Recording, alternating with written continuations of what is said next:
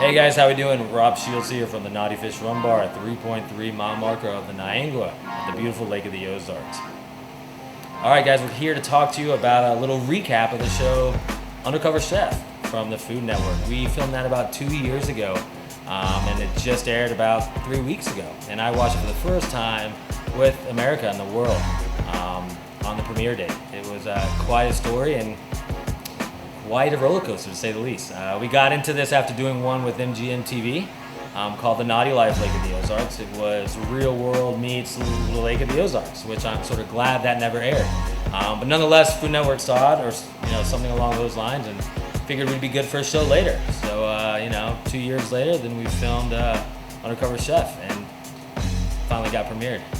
Yeah, Mark Esty is this world-renowned chef from all over the world, owns multiple restaurants. He was going to be the main character of all these shows, Undercover Chef. He was going to be the guy that comes in, evaluates us undercover, and for our sake at the Nauti-Fish, since I've owned it, my staff and I've always been talking about this guy I know named JT, who's from Myrtle Beach. That's this charismatic, awesome chef that I went to college with, and he was just passing through from East Coast to West Coast, and he was going to sit and help us for about a week or 2 weeks, something like that. So we said Chef Mark Esty was JT, my buddy from Myrtle Beach. So yeah, when I decided to do this show with the Food Network, it was the second one we've done, and I knew the first one was never going to get aired. So I was like, what's the worst that could possibly happen, right? Let's do it anyway. And at that point in time, 2 years ago when we filmed it, it was a working title. There was no title. We were talking about Undercover Chef. Maybe, there's a lot of those kind of shows out there. So there was a working title, there was an idea. Or at least that's what I was told. We signed contracts and whatnot, and sure enough, they started filming. And it wasn't until the first scene where, when you watch the show, I'm trying all of my food on the menu. And I am a picky eater. I'm a texture guy. I don't like fish.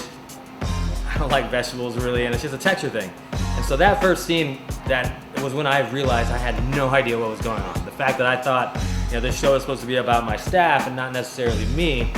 It was that first scene where I was like, man, what did I get myself into?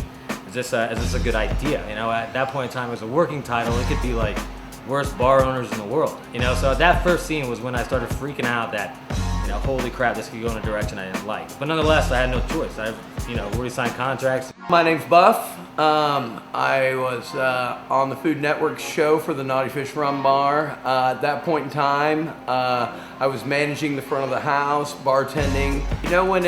When it all came to flourish that we were on a TV show, it was a surprise. It was kind of a shot in the gut to know that Rob had kind of went and done this, and we weren't in the loop. We knew there was a chance that there was a show. We'd signed waivers, but the thing about reality TV and surprise shows like that is you honestly don't know they're there. You don't see the cameras, you don't see the microphones, you don't know that you're being filmed. It was a shock, it was a surprise. It truly was an undercover show.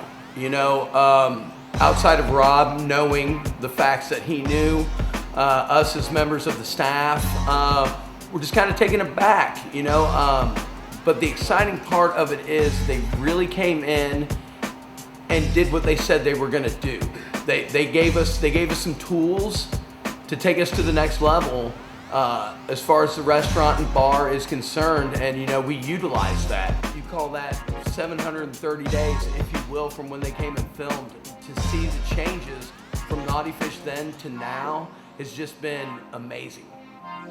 So filming this 2 years ago and waiting on it and worrying about it, to sort of forgetting it, and then coming back and then having to worry about it again and be like, holy crap, what happened 2 years ago? Going through that whole process and then preparing and then having to sit through it, as America watched it for the first time. Going through all of that, would I do it again? I don't know. I would like, considering when you watch the show, there's so many roller coasters of emotion and, what I thought was going on and what was really going on. My head chef quits and my GM quit during the show. There was a lot of things that happened that were actually real. They weren't scripted. So, I couldn't control any of that. But going into the show sort of blind like I did, I don't think I would do it again. I'd want a little bit more structure and know exactly what was going to happen. But even knowing what would have happened, there were still so many things that were not scripted that sort of were really scary. And I don't know if I would do it that way again, but I don't know. Yeah, I thought it was a great show. They literally taught us a lot of things. They gave us a brand new POS system. He was genuine. You know, the Food Network's a great company, and they really do care.